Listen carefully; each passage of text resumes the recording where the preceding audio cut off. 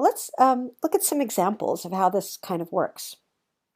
Okay, first off, why are these sentences strange and what would be better? Number one reads, ouch, I've been cutting my finger. Number two reads, why is your hair wet? I've swum. Number three reads, you've got tears in your eyes. Why have you cried?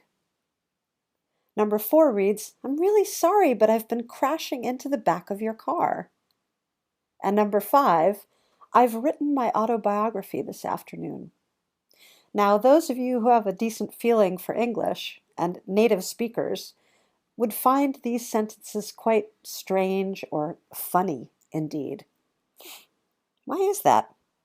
Pause the video for a moment. Think about it. All right, let's take a look at number one and number four. Now, what's similar about these sentences? Well, here we've got an ing form. Here we've got an ing form. Now, you'll see that this is a weird tense. Have been cutting. Have been crashing. What tense is that? Well, this is where English gets really cool. These tenses go here.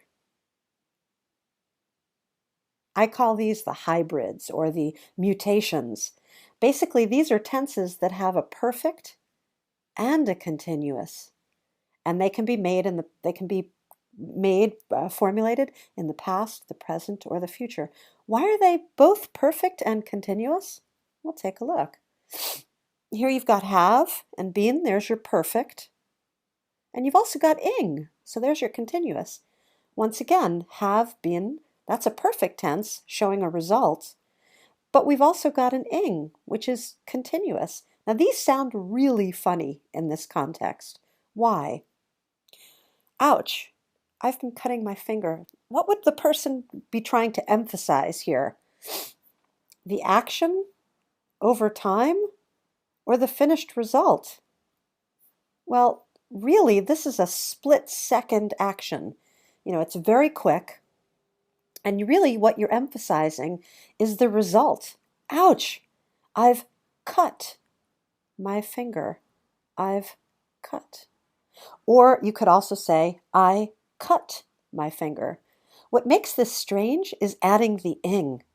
Why? Because then it sounds like it's a process.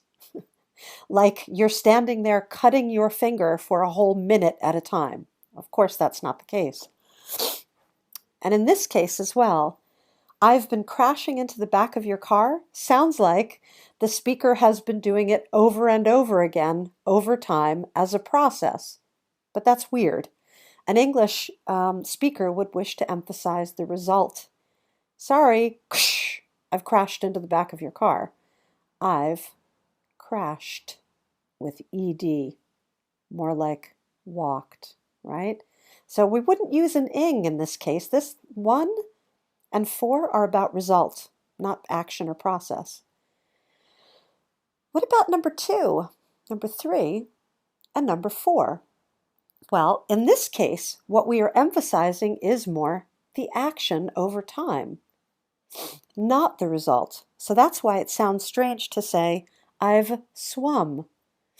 It would be more logical to say, I was swimming, or I have been swimming. In any case, here we would use, native English speakers would use an ing to show the action. You know, here's the result, but here we're showing the action, the process of swimming. Same here.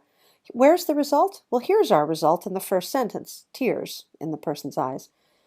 It would sound more natural to say, why have you been crying? And that indicates it's up to the present moment and it's about crying, the process. Here, now, unless this person has had an extremely boring life, they wouldn't be writing their autobiography, their life history in one afternoon. So again, we're not emphasizing result, we want to emphasize process. You could say, I've been writing my autobiography all day. I was writing my autobiography this afternoon. Generally, this is a process that takes a long time, your life history. So here we would use an ing.